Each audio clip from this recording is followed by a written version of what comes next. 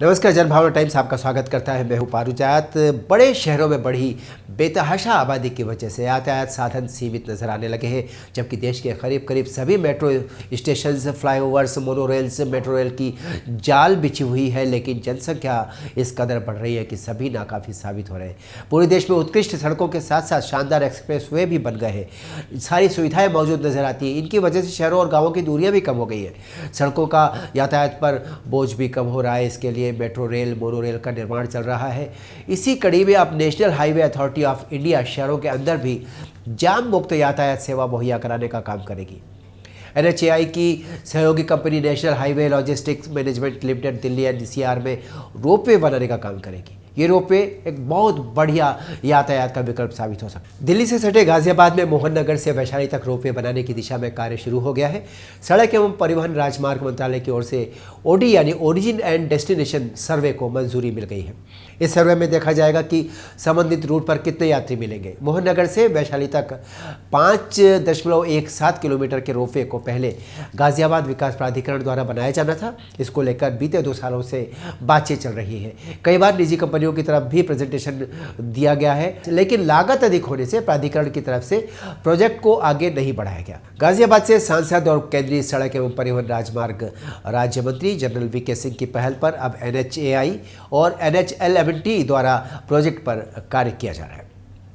लेकिन रोपवे बनाने को लेकर अभी कई चीज़ें तय नहीं हुई हैं। अभी ये तय नहीं हुआ है कि गाजियाबाद में बनने वाले इस प्रोजेक्ट की लागत कौन उठाएगा। OD सर्वे में देखा जाएगा कि मोहन नगर से वैशाली के बीच यात्रा करने वाले कितने यात्री मिलेंगे और उनसे प्रतिदिन कितनी आमदनी होगी। प्रोजेक्ट की लागत निकालने में कितना वक्त लगेगा। सब सामान्य रहा तो फिर NHAI प्रोजेक्ट डिटेल रिपोर्ट तैयार करेगा। अगले 1 महीने में सर्वे का काम पूरा हो जाने की संभावना है। यह भी हम बताना चाहेंगे कि NHAI नेशनल हाईवे 8 पर दिल्ली एयरपोर्ट से गुरुग्राम के बीच रोपवे बनाने की दिशा में काम कर रही है।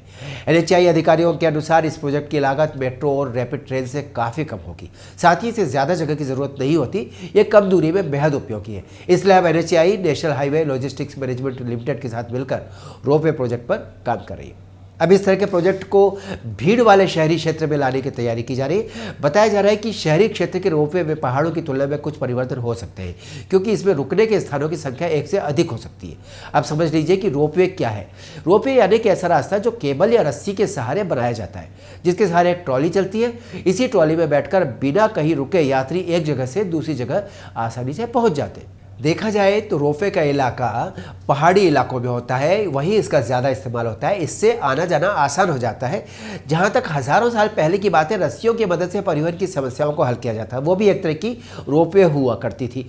रस्सी की मदद से नदियों और घाटियों को पार करने का काम किया जाता था। यूरोप में किले की किलेबंदी के निर्माण के लिए मध्य युग के दौरान पहले रोपवे का उपयोग किया गया था।